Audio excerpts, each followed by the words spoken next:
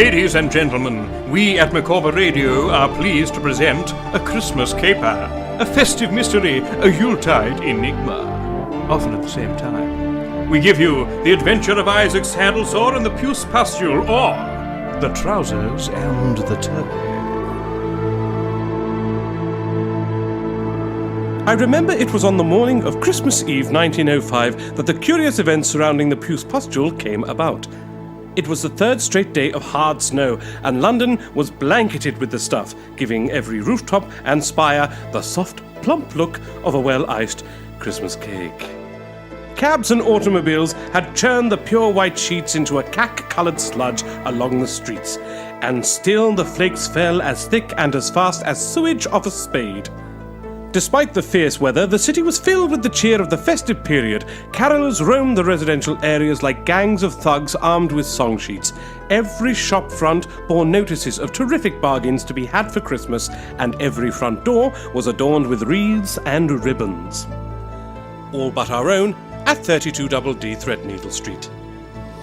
I was, that very morning, attempting, for the 5th time that month, to finally put up the decorations of the season, only to be hampered repeatedly by Isaac Saddlesore, who insisted he would not have his rooms made to look like a whore's jewellery box. George Hotbuns, put those gaudy baubles away this instant. Damned fly buttons. Saddlesore, don't open the window, you'll let the snow in. You careless! Bog off out of it before I empty the chamber pot over you! Good riddance. George, what is this growing along my mantelpiece? Some curiously aggressive mould or moss. It's holly leaf, Saddlesore. Deck the halls with boughs of holly. Deck you in a minute! Get it off here. How is one meant to lean nonchalantly on one's own mantle if he's being forever pricked in the pit by this infernal greenery? Swords of Aaron! Now look! I've got berry juice all over my hands. Well, you should have left it where it was. It took me half an hour to get it just right. I must say, I wish I'd worn gloves. Fingers are a tad tender now, to say the least. And what is that monstrosity leaning up in the corner wrapped in sacking? If that is a tree, George, I swear... It is, and it is a corker. I was very lucky, considering how late we left it. How I wish I could murder you right now. And look, I managed to get a job lot of mistletoe into the bargain. Go on, pack her up. The cold surface now embracing your foul lips is the barrel of my revolver. I advise that you cease your infernal jollity this very moment. Oh, come along, Isaac. It's Christmas Eve, for heaven's sake. I really couldn't care less. Oh, you old Scrooge, you. Come in, unless you're bearing gifts or any kind of goodwill to all men. Good morning, sirs. Ah, Mrs. Flumsome, good morning to you. My, what a merry Father Christmas beard that is you have on. Where did you purchase it? I'm not wearing a beard. Revolting. What do you want, you furry female? There is a telegram lad awaiting downstairs, sir. Well, if he's awaiting on an answer, hadn't you better give me the damn telegram? No, sir, you misunderstand. He has come to talk to you in person. He's not here in his professional capacity. I don't want to talk to any snot-nosed oik. Tell him to get lost. Sir, he has brought with him a turkey and a pair of trousers. Interesting choice of Christmas gift, but I'll take it. If I ask you to send him up, will he get you out of my sight, you hideous hell beast? I shall tell him you are most interested in helping him, sirs. You really shouldn't be so rude to her, Saddlesore, after all she does for you. I pay the mega moo, don't I? You think she does it out of kindness? The woman is robbing me blind. Come. I'm Mr. Saddlesore, sir. My mum said I should come see you directly first thing this morning, sir. Well, you've seen me. Now go away. Saddlesore, just try for once in your damned life to be cordial. It's bloody Christmas. Fine. How can I help you, you unfinished article, you? Well, sir, as you can see, I've come upon this pair of trousers in this Christmas foul. All Christmases are foul, dear child. Not just this one. Top festive punnery, my man. Shut up. It is a very fine bird for all that. A Norfolk black, unless I'm very much mistaken, which I never am. I must confess I myself prefer a good goose. Don't we all? I assume the turkey, like the trousers, are not your own. The waste in this article of clothing is at mere glance far greater than that of your own gut. Very true, sir. I shall tell you how it all came about. Late last night, I was on my way home from the telegram office, making my way down Gooch Street, when I saw this older gentleman ahead of me. He'd obviously had a few, because he was tottering all over the place. Suddenly, he stopped dead in front of me, dropped his turkey, and then his trousers. Crackle my cornflakes! How extraordinary! In a state of shock, I uttered a cry of alarm. Well, faced with a sudden full moon, one would.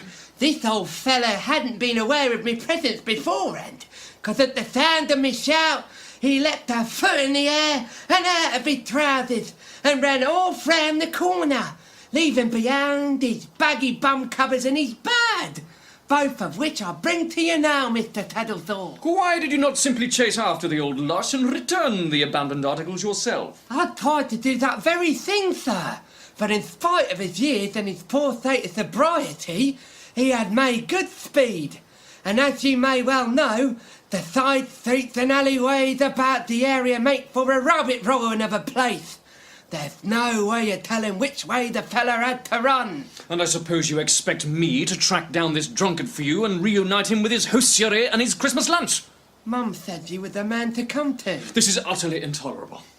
You see how my renowned brilliance is a burden to me, Hotbuns. For crying out loud. I am forever plagued by these trivial and ball-achingly boring little inconveniences. My advice to you, little squirt, is that you take the turkey you have there back to your dear old mum and prepare it for your own Christmas dinner. By the looks of it, it is perilously close to being inedible if left unplucked much longer. Well, you thought it would be all right, sir? I'm not sure Mum would like the idea. She'd say it was as good as stealing. Well, if you don't, it will be fit only for disposal. And I feel sure your mother could not in all moral conscience allow good food to go to waste. Ah, now, if I put it to her that way, she'll see the sense of it. Very good. Now bugger off. Yes, sir. Oh, and what of the trousers? Leave them here. They'll occupy my mind and distract me from all the infernal seasonal good cheer Hotbuns is oozing from his gaping pores. Steady the buffs, old man. Thank you, sir. Merry Christmas to you both. And to you, young man. Tall for his height, that lad. Now then, let us see what we can deduce from these trousers. Ah, yes. Yes, quite. Oh, hello. What do we have here? My. Well, that all seems fairly clear. I shall regret asking this, but what seems clear exactly? Why? That the man rather feels the cold, that last night's drinking session was not an uncommon occurrence, that he's a legal clerk on low pay, that his wife has ceased to love him despite being fairly well endowed, and that his surname is Ringcrust. Oh, pure nonsense, Saddlesore. You cannot have gathered all that from a brief rifling through his pair of sorry-looking bags. Well, of course I have. Is that not obvious to you? Well, I've no doubt I am very stupid. Correct. But how do you know, for example, that he is a man of low income? When one observes from the inner label that these trousers were made by the tailors Flirt and Fondle and are now out of fashion by some 5 years, one can assume that the wearer bought for longevity rather than style. The fact that they have not been replaced in that time also suggests a man of poor income. His name, I might add, is to be found stitched into the label, as you can readily see. F. Ringcrust. Very well, but how can you tell that he is a frequent drinker and that he works as a clerk? The shininess in the seat of these trousers is ample evidence of an office backside used to long hours at the chair. Coupled with the appearance of a bookkeeper's folding rule in the right-hand pocket, the conclusion is a childishly simple one. The ruler is similar evidence of an absent-mindedness that often comes with a fondness for drinking within working hours. Ah, well, there is nothing special about these deductions, then. You like to think you're smarter than the rest of us, Saddlesore, but even I could have guessed that much after all. I doubt it. All right, then. If you think you're up to my standards, why not tell me how I know that his wife is no longer fond of him? Come to that, how do you even know he has a wife? Take a look at the trousers and you tell me. Smart ass! Very well. Now then, let me see. Aha! Yes? There are signs of darning and repairs to these trousers. Old repairs, but there is not one, but two braces buttons missing that have not been replaced recently. So, his wife at one time took care to maintain her husband's appearance, but has since abandoned such practice. Am I right, sir? Shit. Get very much in. Christmas has come a day early. Oh. But wait. How can you possibly tell that he is sensitive to the cold? Trouserless in this weather? Wouldn't you be? Go away! Sorry, Saddlesore, but I must insist. Detective Inspector Burke. Burke, Hotbuns. And who is this dolled-up trollop you've dragged in here with you? I beg your pardon, sir, but do you know to whom you are speaking? Not yet, but by heavens, I'd like to get to know you. I am Lady Gertrude Thylast, gentlemen. Your ladyship. Get off the floor, George! You may have read recently in the papers of the terrible occurrence at Thylast's house in Norfolk, Saddlesore. I've been stoned for the past 2 days. I wondered why you'd been in such a good mood. You see, Lady Thylast, I told you, you really ought to leave this case to us at the yard. Saddlesore is nothing more than a liability. How dare you, Burke? He is much more than that. Thank you, Hotbuns. He's also an arse of the first and second water. Prick. Mr. Saddlesore, I have been in your rooms now for almost an entire minute, and you have yet to kiss my hand or show any sign of civility. I can tell you and I are going to get on well. But more to the point, you might know of the famous uncut stone, the Puce Pustule. I have heard of it, yes. The what? The Puce Pustule, Hotbuns, is a gem of intense ugliness but incredible value. Many men have died over it. Any good stone is worth more than its weight in blood, and the Puce Pustule has certainly seen the spilling of plenty. Well, sirs, I am the owner of the stone, or should I say, was the owner. For it is the pustule that has been stolen. Oh, I bet you were full of Christmas cheer when you found that little bugger missing. I fail to see what is amusing about the situation, Mr. Saddlesore. The pustule being of such value, the yard obviously took control of the case. I went directly up to Norfolk on the afternoon the theft was reported 3 days ago. We arrested the only obvious suspect, her ladyship's lady's maid, a Miss Millie Mudskip. So why, in turd-coloured heck, have you both barged into my rooms, unannounced and unwelcome? We have come, you disagreeable little man, because despite the arrest of the girl, she will not tell us where she has hidden the stone. Just a matter of time, miss. Your ladyship. I prefer Detective Inspector if it's all the same to you. Oh, this incompetent has made no progress in finding the pustule itself, and so I demanded to see you, sir, knowing you to be rather good at finding things and solving little problems. Rather good. Flattery will get you everywhere. Are you hearing this, Hotbuns? Oh, sorry, my man. I was just adjusting this paper chain. I was removing it, obviously. We'll get the maid to crack, have no doubt. We brought her down to London. Out of her own county and under our supervision, she's bound to tell us where the stone is sooner rather than later. She was the only one in the house at the time of the theft, you see, Saddlesore. It must have been her. And where have you searched for the pustule? Well, we've been through the house with a fine-toothed comb, but we'll do it again and again until it turns up. Why have you only looked in the house? That seems the last place she'll have hidden it. Normally, but unless it is in the gardens, which my men are searching as we speak. Millie Mudskip could not have stashed it anywhere else, for, you see, she never left the grounds. She'd have been seen by the neighbours. Mr. Saddlesore, you are clearly a feckless reprobate, but will you assist me in this matter? No, I bloody won't. And why not, indeed? Because I don't like you, Lady Thylast. And I don't appreciate your tone. Well, really, never in all my born days. I told you it was a wasted journey, Lady Thylast. You'd have done better to stay in Norfolk. Now, if you'll excuse me, I have a gem to find and a suspect to interrogate. With the lack of evidence, we can't hold her indefinitely. Good morning to you all. I find your attitude to be distinctly lacking, Mr. Saddlesore. And your attitude stinks, madam. You'll find my attitude to be nothing but the warmest and most sincere, Lady Thylust. If I can do anything for you, I'd be proud, in all senses of the word, to do so. Stand down, George. I don't have that kind of control over it, Isaac. I'm Mr. Saddlesore, sir! Oh, for God's sake, what now? It's like Piccadilly pissing circus in here! The turkey, sir, the turkey! What about it? Is it too large for you and your mother? Did you bring it here? Is it cooked? I'll grab some cranberry sauce. Look what Mum found up its crapper, sir! Fetid fartbags! Golly! Great heavens! The Puce Pustule! It would certainly seem so. My dear child, you shall be handsomely rewarded. You can't know what a service you have done me. Sorry, miss. Your ladyship. I prefer telegram delivery operative if it's all the same to you. Lady Thylust here has been searching for this very expensive little item for a couple of days now, my boy. You've stumbled on quite the treasure, I can tell you. I shall write you a cheque this instant. Who should I make it out to? Oh, Vespi to me mum, miss.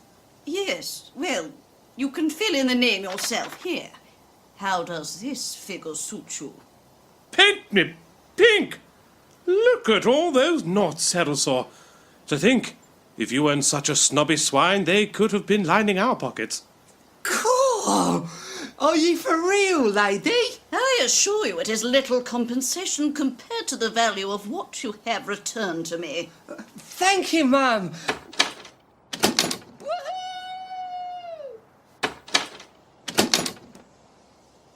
Well, gentlemen, now that the pustule is mine once more, that would appear to be that. I shall inform the inspector, and he can prosecute my maid, Millie Mudskip, post-haste. Hold hard a tick. Aren't you even slightly curious as to how the stone managed to be found secured in a turkey's backside here in London if your maid is said to have never left your own home? If, now the case appears to be solved, you suddenly choose to take an interest, I suggest that you come and question the girl yourself at the police house. Well, I might just do that. In my own sweet time. You go on ahead, madam. I have other lines of inquiry to attend to first.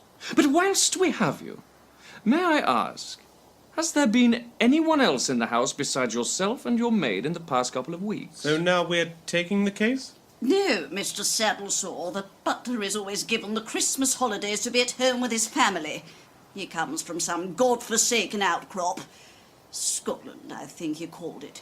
Now, if you'll excuse me... After the reward money has been handed to someone else? Oh, I believe we did have a sweep-in to clean the chimneys, but that was days before the theft. You are not only hateful, you're also useless. Begone. Oh, you impudent little oaf. Good day, gentlemen, and thank you once more, young man. Merry Christmas, miss. Indeed. What a very attractive woman. Self-assured cowbag. Now then, pencil, paper. Wait there, lad. You can run this note out for me. Just to be clear here, we are going to investigate this case despite the client no longer having any interest or any intention of paying us on Christmas Eve. Yep. It'll take my mind off the hateful festivities and keep you from trying to ruin my rooms. Put that silver star down! Here, boy. Take this down to the advertising agency and have it put into the evening papers. The Globe, Star, Hello, the Evening Fail, and any others you may think of. Found on Goose Street, one Norfolk black turkey with red tail, one pair of trousers with shiny seat. Mr. F. Ringcrust can collect same by calling at 32 Double D, Threadneedle Street at 6:30 this evening. Will he see it? Well, a man without trousers will be keeping a weather eye open for just such an advertisement, I'd say. Well, quite. And if he does not see it himself, someone among his friends will, I'm sure, and relay the message to him. Run now, young shaver, me lad, and be sure to keep a tight grip on that cheque of yours. Oh, sir, it's gone. Where is it? Hotbuns. Sorry. I was just curious. Only looking, you know. Have a little self-respect, man. Now off with you, boy. Be swift or you'll miss the printer's deadline. Righto, sir. Merry Christmas.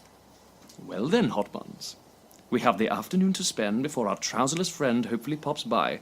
So I think we should take Lady Thylos's advice and ask this Millie Mudskip a few questions. And on our way out, we best ask Mrs. Flumpson to go out and buy a replacement turkey. Mr. Ringcross can't very well feast on naught but mashed spuds tomorrow. Right you are. Best wrap up good and warm. I think the weather is getting worse out there. Really? I don't know. No, Saddlesore, don't open the window. Ball-nippingly bitter, dear listener. That is the only way I can describe the weather. Despite being wrapped up tight as a nun's knickers, icy fingers still groped at the unmentionable areas of a gentleman's person. Through this, Saddlesore and I walked, for no cab would take us any place in such snowfall, to Scotland Yard, and were shown into the office of Detective Inspector Burke. Why don't you have a fire going, man? I was hoping to thaw out, but it's close still in here. The lads have hidden my coal scuttle as a Christmas jape. Bastards. I don't know what makes you think you can walk in here and demand to talk to a suspect, Saddlesore. His towering arrogance, mainly. Just get the woman in here, Burke. Lady Thylos has shown you the Pustule and told you where it turned up. Aren't you interested in finding out the truth of the matter? To be honest, I was hoping to wrap the whole thing up pronto, in time for Christmas Day. It's tomorrow, you know, Saddlesore. So this decrepit fart Hotbuns keeps reminding me. You can't honestly tell me that you're looking forward to a cosy Christmas lunch at home with the wife? No, that's true. The woman hates me from my tash to my toenails. Last Christmas she smothered me in brandy butter and set me alight instead of the pudding. My eyebrows have never been the same since. Moreover, the girl has been hiding something from you. According to Lady Thylos, there was someone else in the house in the days before the theft was discovered. What's there now? Right then, I'll fetch Miss Millie Mudskip in right away. Finally! Well, I hope none of these case files are important. I'm damned if I'm going to stand here and freeze like cheese in the breeze. Have you a match? Of course.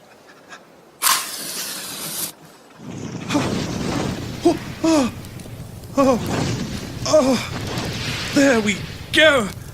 Oh, crikey. Crime sheets catch quickly. Soon be toasty and warm. Here we are then. Now, miss, Mr. Saddlesore here would like to ask you a few questions. Here, hang on a moment. How'd you get that fire going? Never mind. Now then, Millie Mudskip, how long have you worked for Lady Thylos? Well, I've been with the family since I was a little girl, but I've been her lady's maid for near on 2 years now. You must be a woman of strong character to have been in her presence for so long a time and not throttled her. Sir, Lady Thylos is a most gracious and kind mistress. She has been very good to me. Which begs the question, why did you steal from her 3 days ago? She may be kind, sir, but I'm not rich. No, I dare say not, but having been relatively happy in service your entire life, never having known anything other, what made you suddenly wish to aspire to greater things? We all of us changed, sir. Not I. No, not even your underwear. Kindly keep stum, old chum. I'm conducting the investigation, don't you know? As you are. You are assisting with my investigation, Saddlesore. If it helps you sleep at night. Miss Mudskip, can you tell me where the Puce Pustule was kept? Lady Gertrude keeps the pustule in a special hot jewel case in her dresser. It's been her prized possession ever since her dear departed husband bought it for her. Quite a present. I wonder what he did wrong that he had to make it up to her. Kissed her sister, maybe? Does she have a sister? Maybe even her brother? George, would you shut up? Go on, Millie. Her ladyship don't often take the pustule out, but she recently had her lawyer round to go over her will and so on, and he'd brought in someone to value the stone. Well, she must have got forgetful of it because she left the case unlocked, and so I was going through her jewellery to set out what she'd wear the next day and found the stone there, ready and waiting, so I just took it. How long after the lawyer's visit was this? Oh, a good week or so. She just never locked it back up. Put it in the dresser where anyone could get at it. Anyone? Just a manner of speaking, of course. There was only me and her ladyship in the house. And there was definitely no one else in the house during that time. No one, I told you that. And where did you hide the stone? In the house? And you still refuse to tell us precisely where. Yes. Sorry, I just can't. You are so full of bull, Miss Mudskip, the stink is almost unbearable! Steady on, Saddlesore. Sir? Your story is as leaky as your face. You really expect us to believe that Lady Thylas would leave the box unlocked? There was definite signs of forced entry on the case. There, you see? You never took the damn stone, and that is why you can't tell us where it's hidden. I did, sir. No one else could take it. But there wasn't there, Millie Mudskip? No. Who are you protecting, Miss Millie? Is it the chimney sweep? Oh, sir. There, my dear. Don't fret. I'm here for you. What's his name, Miss Mudskip? You might as well know we found the stone. All we need now is the man who took it. Don't ask me, sir. I can't tell. Why not, Millie? I love him, sir. Oh, for God's sake. You were willing to go to jail in his stead. He is a good man, sir. He's a thief, Miss Mudskip. You see, Hotbuns, this is why I avoid love and sex. It only ever leads to trouble and inconvenient bath times. Burke, we have to get back to 32 Double D. You follow your thread, we'll follow ours, and we'll see who finds the man first. Very well, Saddlesore. May the best man win. Why, thank you. Oh, sorry about your case notes, old man, but it is much warmer in here now. You what? Run, Saddlesore. Oh, Lady Thylas, do forgive me. Here, let me help you readjust your bust. I've sent it all askew. God help me, you eight-handed ape. What are you doing out here in this fearful weather, woman? I've been trying to hail down a cab, but there seems to be none about. I mean, for heaven's sake, am I to walk to the train station? Train station? Surely you don't mean to travel back to Norfolk today? But of course I do. I have no further business here in London. Lady Thylas, the snow is falling faster than I can think of a simile with which to describe the speed at which the snow is falling. There will be no further trains running today, madam. It amazes me that, despite it coming around every year, England never seems prepared for winter. First hint of ice and snow and the railway workers throw up their hands in despair. Well, what am I to do? Why not come with us back to Threadneedle Street? Warm your cockles with a hot toddy, plus it would really annoy Saddlesore. Well, I suppose it will at the very least get me indoors. And I can arrange matters better out of this mind-numbing cold. Whoa! Hang on! Faces to the south, as they say, and quick march then. No. That's the spirit, Lady Thylas. Here, may I offer you my arm? Thank you, Dr. Hotbuns. I did not give my consent! I don't want you back in my rooms. It's happening, Saddlesore. Square up to it. Here we are, Lady Thylas. Now, let me assist you with your wet beaver. It's mink, actually, and I can manage, thank you. Of course. Just throw it over the clothes horse before the fire. Now, Saddlesore, you are the king of intoxicants. Would you do us the honour of mixing us a couple of your very finest toddies? I shall. But not because I want to make either of you comfortable. Rather because if I make it strong enough, it might make this day almost bearable. Tell Mrs. Flumpson to bring up a kettle of boiled water, a stick of cinnamon, a lemon for juicing, a jar of honey, and I shall crack out the whiskey. McTavis's haggis dip should suitably numb the senses. Bloody hell, is it that time already? Are we to have company? Yes, madam, and I would ask you to stay entirely silent whilst I carry out my interview, or I will be forced to set fire to you. Really? Do come in. Good evening, gentlemen. Madam. I trust I'm come to the right address. You are Mr. Ringcrust? That is correct, sir. Frank Ringcrust. Very much at your service, sir. Why isn't the man wearing trousers? All shall become clear. Now shut up!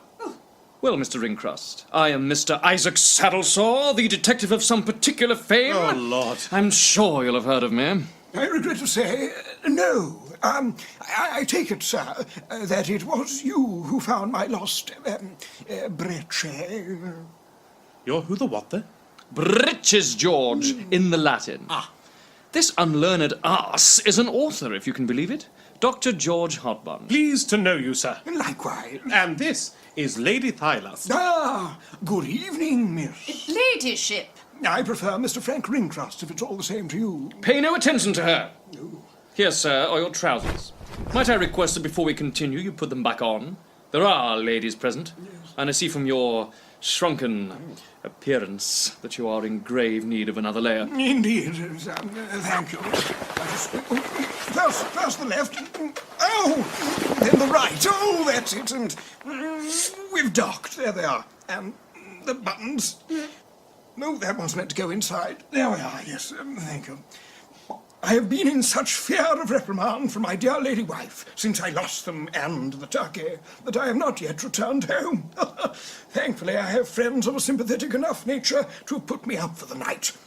Oh, on the subject of the turkey, sir, might I inquire as to whether you have that also to hand? The advertisement did mention it. I'm afraid it has been plucked, stuffed, and roasted, Mr. Ringcrust. Plucked, stuffed, and roasted. It was on the turn, my man. You should have smelt it.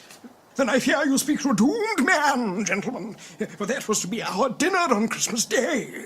My wife will surely lay into me with a flat iron when she discovers there is to be no bird.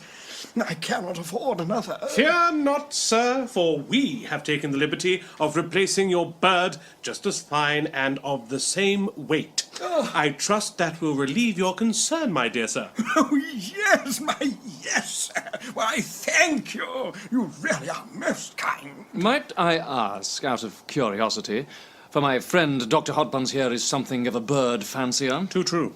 where exactly you acquired the turkey? It was, as you yourself well know, an excellent specimen. Some may say, remarkably so. Why, I bought it from a poulterer's in Thrackett Place. Pluckbust Poulterers. It is run by Mrs. Pluckbust herself, a woman of great character, sirs, not altogether unlike my wife. Got a face like a bag of weasels, has she? She was recommended to me by work colleagues, and she does indeed have a fine selection of poultry and game.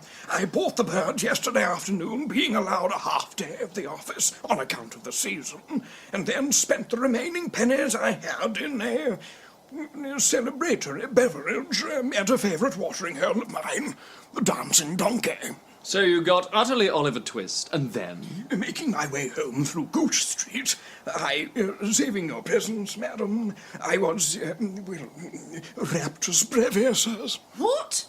Called short. I still don't understand. He needed to piss like a racehorse, Lady Thylust. And being in an advanced state of refreshment, I dropped my trousers to do the necessary against a nearby wall, when I was startled by a fellow pedestrian, not 2 steps behind me, yelping blue murder. In my shock, I ran round the corner and straight into a lamppost. Yes, when I awoke, I realized I had lost both the bird and my trousers, and that to return home would surely be suicide. When I read your advertisement this afternoon, gentlemen, I must say relief is not the word. It is no exaggeration to say that you have saved my life. And you are quite sure that the replacement fowl will suffice? I mean, I'm sure we could return to you any removed items from the original bird, giblets and so on. Oh, I cannot see what use they would be to me, sirs. Sweetbreads, I fear, have me shitting through the eye of a needle. Charming.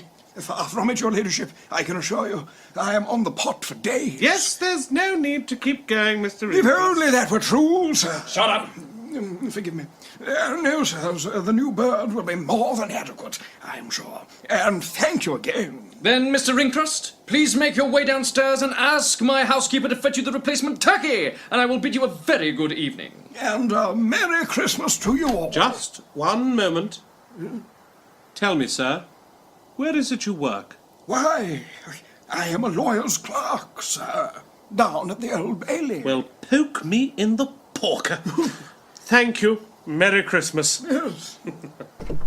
Far from being clear, things seem to be murkier than ever. What in heaven's name was all that about? The turkey Mr. Ringcrust lost was none other than the selfsame bird your Puce Pustule was found rammed up in, Lady Thylust. Well, for heaven's sake, seize the ruffian before he gets away from us. He clearly has no idea about the stone, or he would have been far more concerned about the original turkey.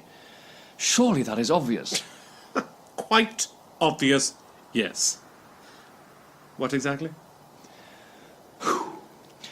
If it were he that had hidden the stone in the turkey, he would have wanted that specific bird back, and not been interested in the replacement. I even gave him the opportunity to take the innards out of the original. He was not a jot concerned. No, it is at Pluckbust's poulterers we must take our inquiring minds to next. I'm not going out again in that weather. Certainly not all the way to Thracket Place. Fine! We shall leave you here. But don't touch anything. Don't move at all. I warn you, I am incredibly observant, and I will know if you have moved when I return. Come, Hotbuns. The game is on. On what? Idiot. Ignore him, Lady Thylust. Make yourself at home. And if you should feel the desire to unfurl the Christmas tree and decorate it, don't, for heaven's sake, deny your urges. I can assure you, I absolutely will not be doing that. Of course. The decorations are in a box by the stuffed bear over there, if you change your mind. Hotbuns! Stars on the table. Ta-ta! Job. Stay still, you daft bugger. Ah, me. Those telltale sounds of Christmas cheer. Evening, gents, what can I do you for? My, but you've got a lot of blood on you. Ah, Mrs. Pluckbust, I presume? It's Ms. actually. Is the room spinning? Just me? I was wondering if we might be able to procure a turkey from you, but I fear we may be too late. You are indeed, sir. Sold the last this morning. They've become very popular in the last few years, sir. More of it to go about than goose. Though a good goose can't be beat in my opinion, sir. You have plenty of geese if you're wanting. No. I was particularly looking for a turkey. I'm feeling a little queer here. Well, you might try across the way, sir. If you're quick and you've luck on your side, he may yet have a turkey or two. But with it being Christmas Eve, I can't say as to how good they'll be. Ruddy light-headed. Really rather a lot of blood. Shut up, man.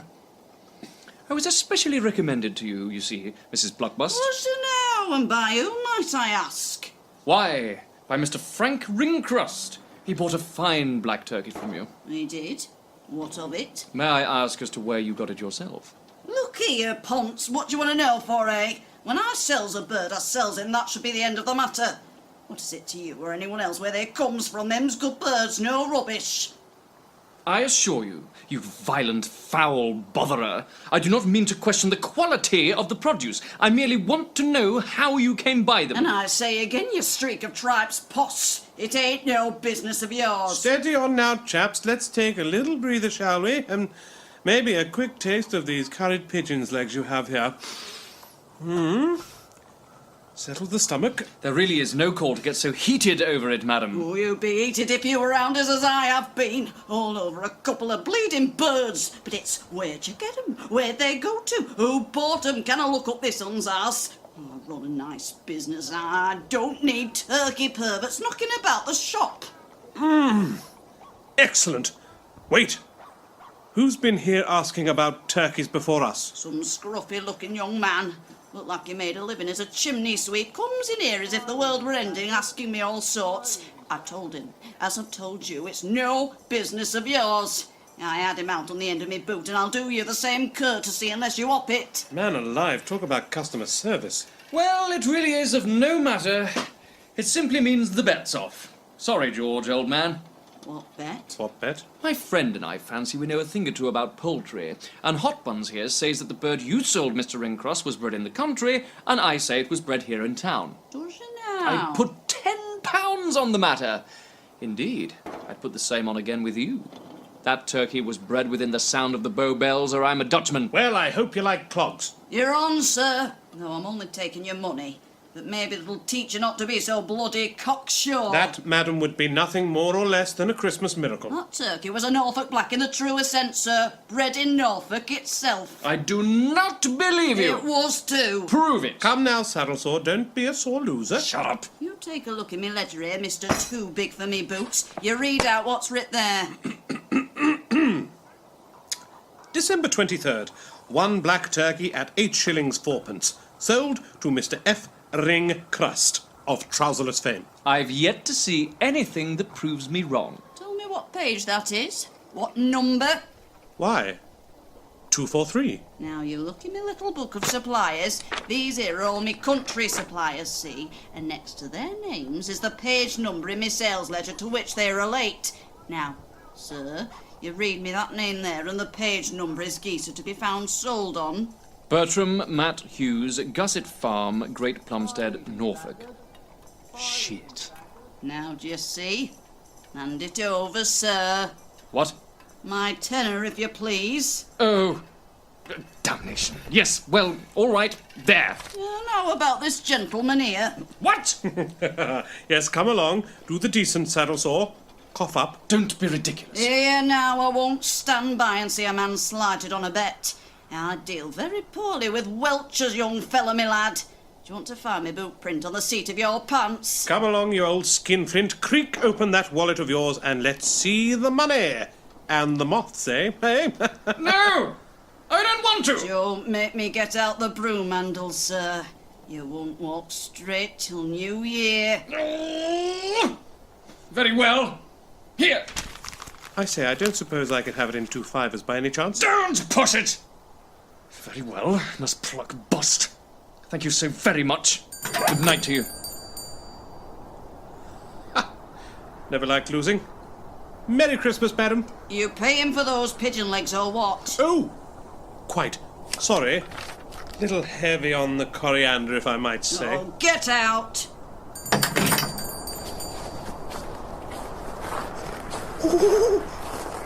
Oh, this snow is endless. Right. Now we're out of that Harridan sight, George. You can give me back that £10. Not a chance. What? Come on, man. I won it fair and square, chum. Oh, you frickin' didn't. Look, you overwhelming ignoramus. There was no bet. It was just a ruse, wasn't it? I mean, you know that as well as I do. Of course I do. I'd just like to wind you up.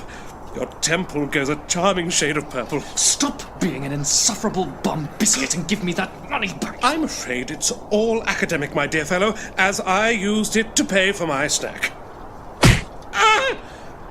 Man alive! Tinker, medley, oh, bloody high! Why always in the face? It's the only part of you I'm willing to make contact with. It's a shame she didn't give us a bit more information about that chimney sweep fellow. Oh, no. But a man who's going about asking questions in that blatant manner is never hard to find.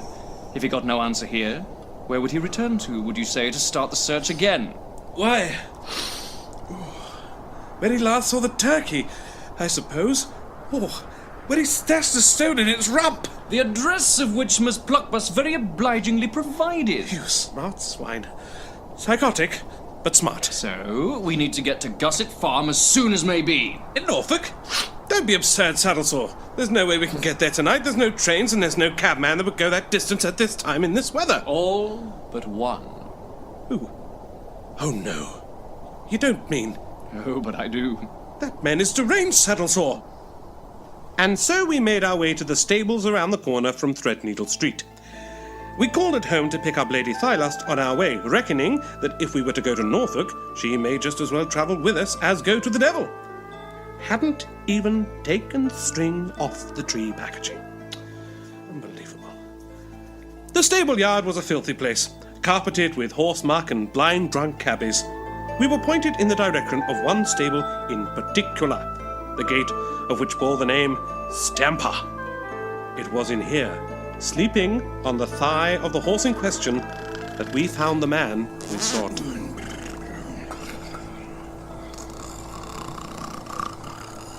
Sure no faggotry. What is it? What are you wanting, sorts? Kindly attend to your fly buttons, oh faggotry. Good grief, is that dreadful smell you or the horse? It's gotten to the point now that I just can't tell at all. Oh faggotry, my good man. I need to ask you for something big. Oh, I am all out of the horse tranquilizers, Mr. Saddlesore, so I am. Come again next week. No, it's nothing like that. I need you to drive us somewhere. Great glue-sniffing carcass!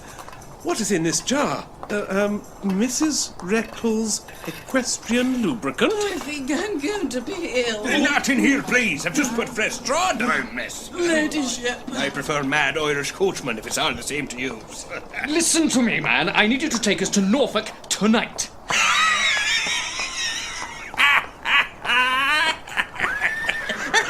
I must have a bit of horse in me ear there.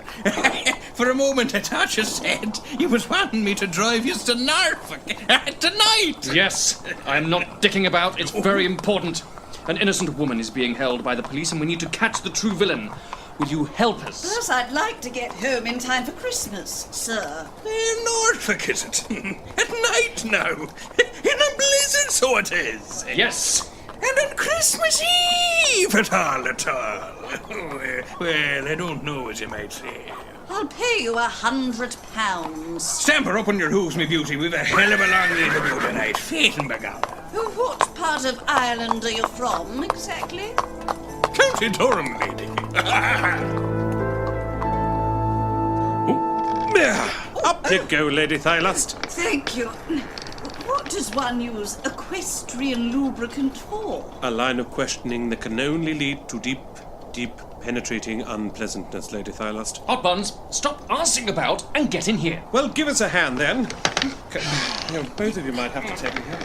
If we just a bigger pull. Ow! Ah! Fist of ferret!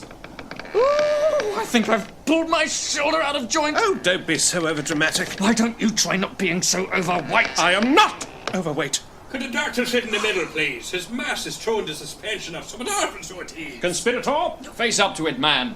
Onward, cabby! Don't spare the horses. I don't want to spend any more time in the company of these gentlemen than I have to. Forever the charmer. All right, me dears. On Stamper, on Clamper, on Twitter and Pinterest. On Rugger, on Muncher, on Sexual Conquest. On Philip, on Stirrup, on Gunter and Stew. On Pugilist, Flanslip and Barley McGrew.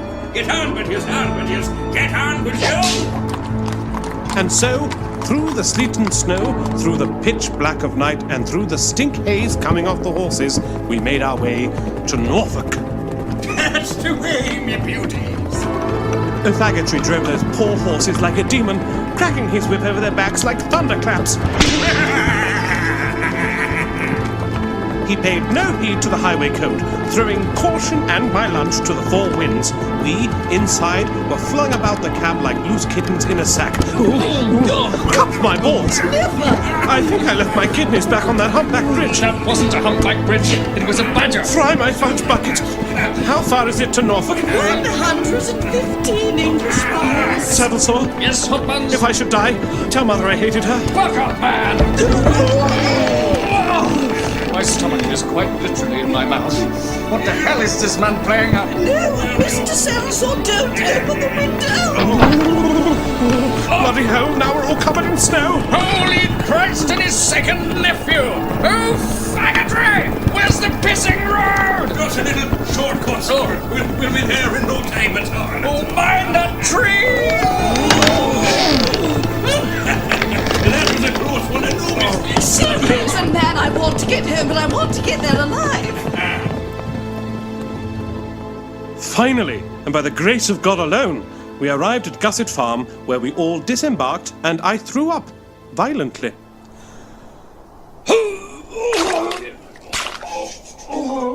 That's the way, get it all up and on my shoes. I told you, Saddlesore, I said that Irish Chancer is a madman. Certainly is. This is nowhere near my last house. Look, you self-involved, self-important, Selfridges-frequenting bint. We're here to solve a case, first and foremost. You're along for the ride. Right? On my coin, I paid that brutish deformity to take me home. No, miss. We'll be on our way in a little while. Just let the horses get their breaths back, as you might say. They've been going like boggery this night, so they have. And you know all about that, don't you, Stamper? Don't you, my boy? Let's get your ass some feeding. Come away with me now. Oh, poor old Dicey Riley, she's taken to the sun. Oh, poor old Dicey Riley, she'll never give it up. Hotbuns, Yes? he's feeding the horses. Get back over here. Oh, yes, quite. That makes sense. Well, now what do you propose we do, Mr. Saddlesore? Here we are, at the gates of some filthy, muddy farm in the dead of night with no one about at all. Put your hands up where I can see you. Spoke too soon? Don't make a move now, or you'll all be walking about with lead in your asses. My good man, we were travelling towards Thylast House when our coach threw a wheel. Our coachman is just fixing it. Might we throw ourselves upon your mercy, sir, while he mends our transport? It's perishingly cold. What are you talking about, Saddlesore? There's nothing wrong with the... Oh! My trouser truffles! Good God, are you all right, Dr. Hotbuns? All in a day's work! Children are out of the question anyway. This interferer with us is Lady Thylast herself. Evening, miss. Ladyship. Only on alternate Thursdays. Crikey. Look! I am Mr. Isaac Saddlesore, and this wheezing simpleton is Dr. George Hotbuns. I say, might I put my hands down now? Oh, go ahead. Oh! Thank you. Just massage the man-orbs back to life. Come this way, I'll take you to the farmhouse. There's a nice fire going in the kitchen. Marvellous. I take it you are the farmer here. Bernard Matthews, isn't it? Bertram Matthews. Aye. Been breeding turkeys since I was a nipper. It's very quiet. I always imagined farms to be noisy places, what with all the animals about. Well, I sold all the turkeys, didn't I? Oh, yes. I suppose so. Yes, we came across one of them in London. Very fine example. Interesting plumage. Oh, yes. Yes, all black but for its tail, which was sort of bronzy. Oh, yes. Yes, red tail feathers. Oh, yes. And a precious gem shoved up its bumhole.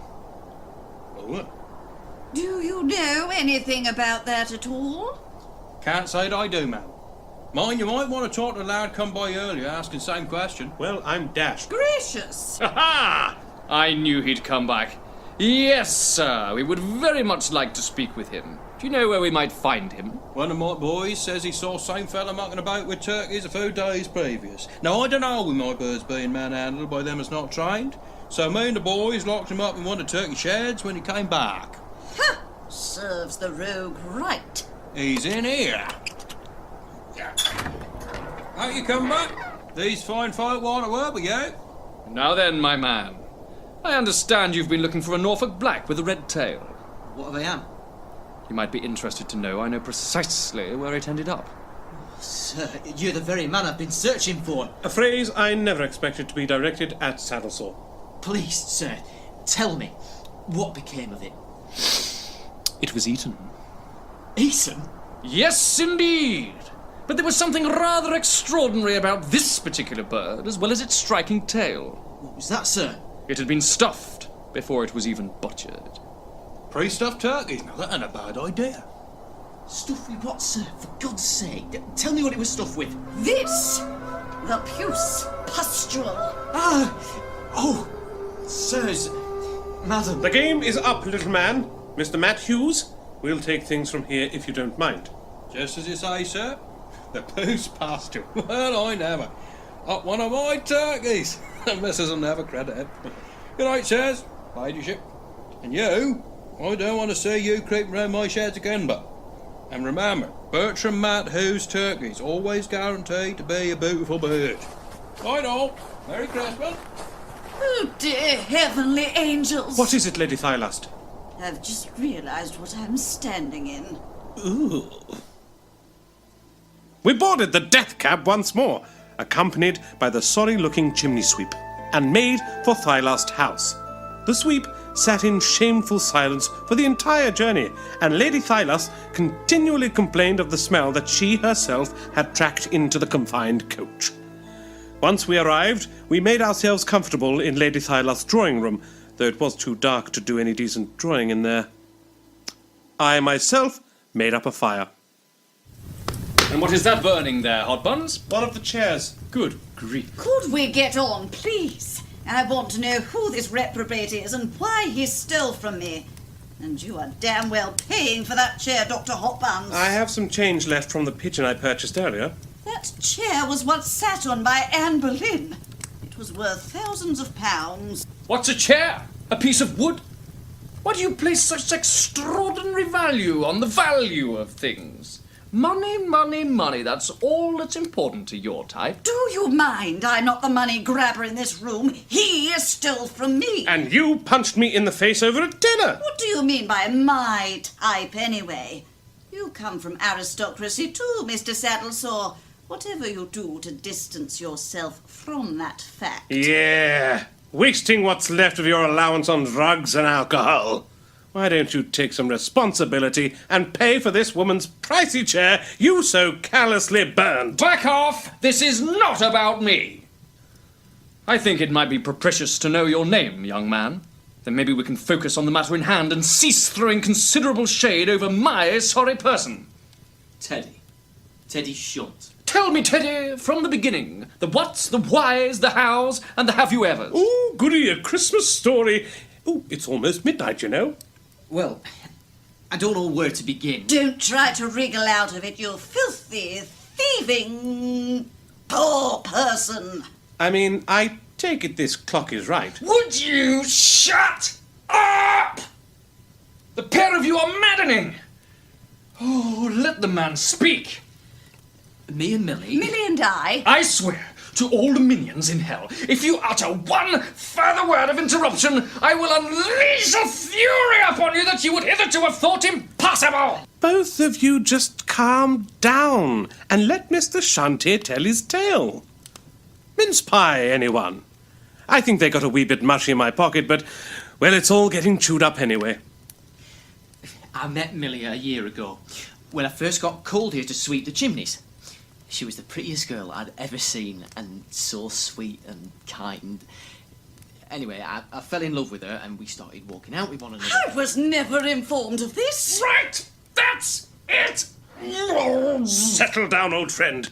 Get a bit of Flumsom's mincemeat down here.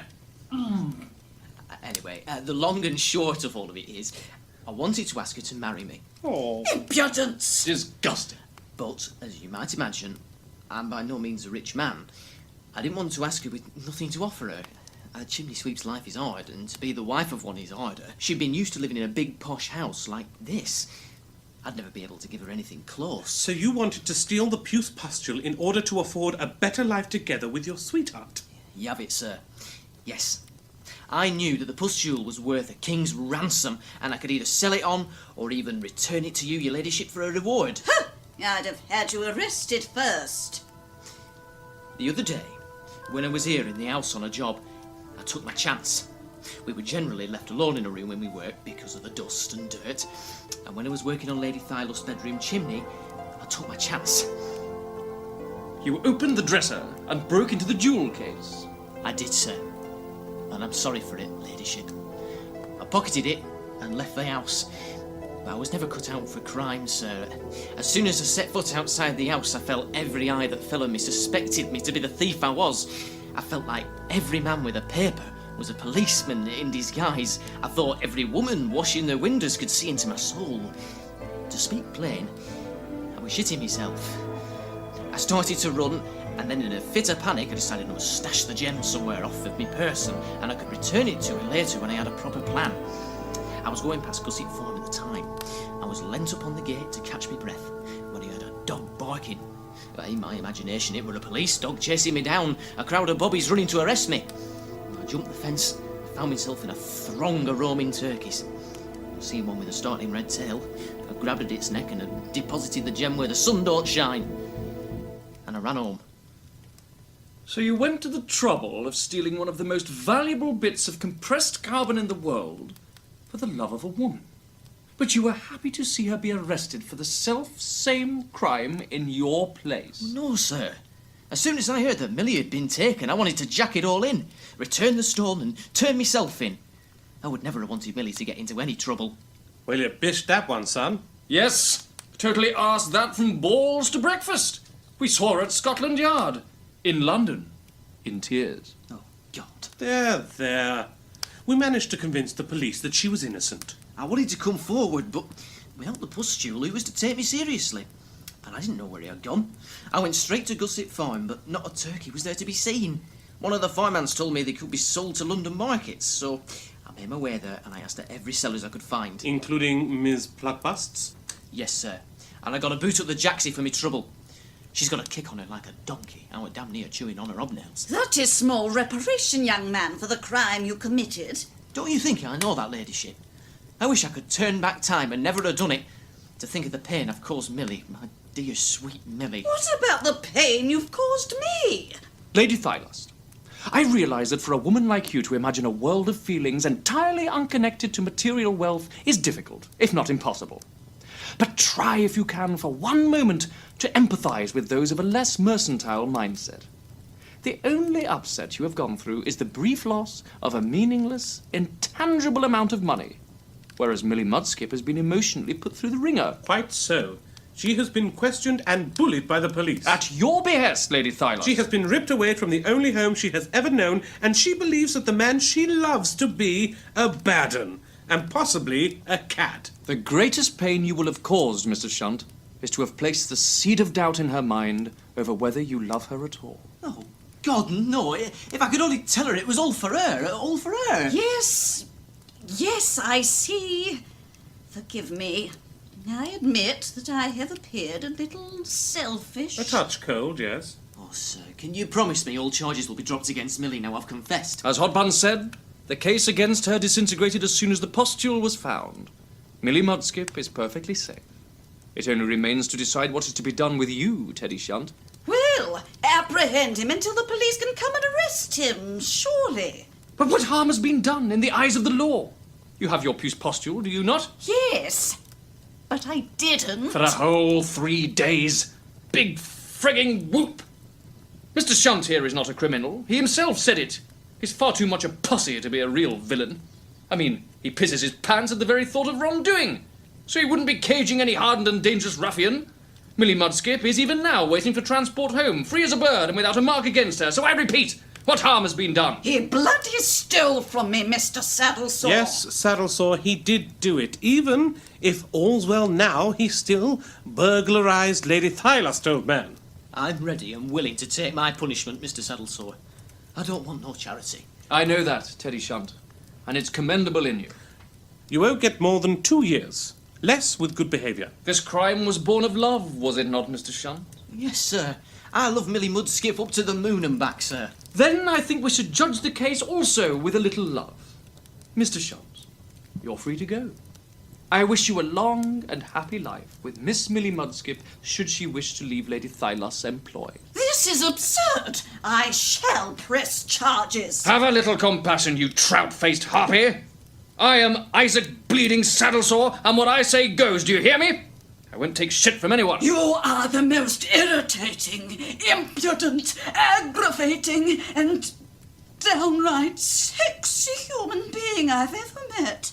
I beg your pardon? No one has ever spoken to me the way you do.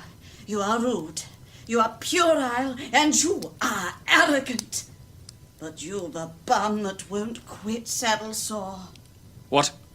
Well, I am dashed. Unhand me, woman! Kiss me! George! Ooh! Help! You're on your own, brother. Do you some good. 12 o'clock. Merry Christmas, everyone! Frankly flabbergasted by the whole scene that had unfolded before him, Isaac fainted dead away. Went down like a sack of shit. To see Isaac Saddlesore wrong-footed in such an extraordinary fashion really was the best Christmas present I could have asked for. He didn't know what was happening to him. By morning, the weather had cleared, so Saddlesore and I made for London with O'Faggotry and his team of demon horses. Was everything wrapped up satisfactorily then, Sorge? I think Isaac's entire world is unravelling at an alarming rate, in point of fact. Quite satisfactorily, O Faggotry. Though I could have done without Lady Thylas making like a limpet on my face. Most bizarre. To put it mildly, I should be jealous, dash it. You caught yourself quite a prize. You called that a prize? I was very nearly sick in my mouth. And hers. Never mention it again. I do like a fairy tale ending, Sorge. And a rough shag, but that's a different thing altogether, so it is. Enough of this idle banter! Get me out of this place, O Faggotry! Right you are, sir. Get on with this, me darling. Lady Thylas acquiesced to Saddlesore's decision and told the police that the Pustule had simply been mislaid, and that she was sorry for the inconvenience caused. Burke remained suspicious. I don't like it, Saddlesore, not one bit. How does someone like Lady Thylas lose a precious stone up a turkey's arse? You'd be surprised at what posh people get up to, Burke. She certainly displays odd tastes, in men at the very least. I warned you not to talk of it. Women in general are a total bloody mystery to me, and a scary one at that. How is your wife, Burke? She tried to shoot me this morning. A woman of great sense, I've always thought so. Millie Mudskip and Teddy Shunt were happily reunited, and I am told he proposed on Christmas Day itself. Millie Mudskip, Oh, Ted. would you do me the greatest honour of making me an honest man? Oh, Ted. Of course I will. Oh, I do love you, Ted. I can't offer you much. Oh, don't mind that, Ted. I never minded any of that. As long as we can be together. I kind of wish you mentioned that before, to be honest. Oh, you have been a silly boy, Ted. I know. But I've been thinking, once we have kids, we can get them out to work with me. And as you won't have to be at home looking after them, you can carry on working too. We'll be earning a mint. Do what? You'd send your own children up a chimney for the sake of some money? Those few moments you had a priceless jewel in your possession have changed you. Ted, I don't know who you are anymore. A marriage that was made to last, I feel sure. And so, Saddlesore and I settled in at 32 Double D for our Christmas dinner. A fine spread, Mrs. Flumpsome. I can't wait. Thank you, Doctor. Yes. I really must congratulate you, Mrs. Flumpsome. This is by far and away, and without a shadow of a doubt, the most unappetizing-looking luncheon I've ever had the misfortune to set eyes on. And I hope you choke on it, sir. That's the way, Saddlesore. Shit on everyone's Christmas cheer. Well, I do try, George.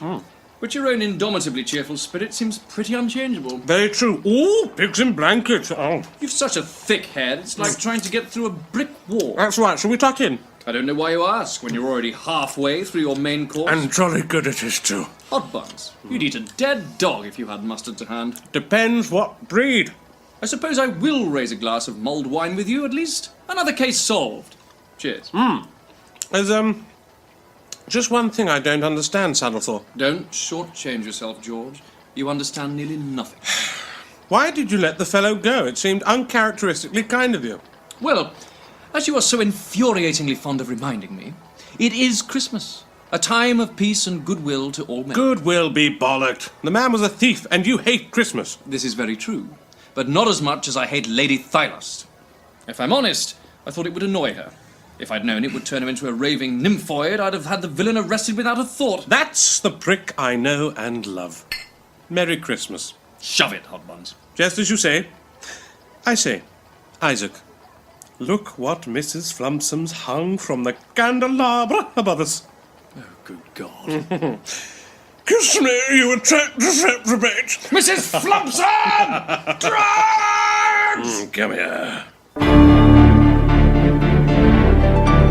In The Adventure of Isaac Saddlesore and the Puce Pustule, you heard Roger Parkins as Dr. George Hotbuns, Lewis Alcock as Isaac Saddlesore, Callum Hale as Frank Ringcrust, Sam Young as D.I. Burke, Dylan Alcock as Teddy Shunt, and Alice Osmansky as Lady Thylas. All original music composed and performed by Dylan Alcock.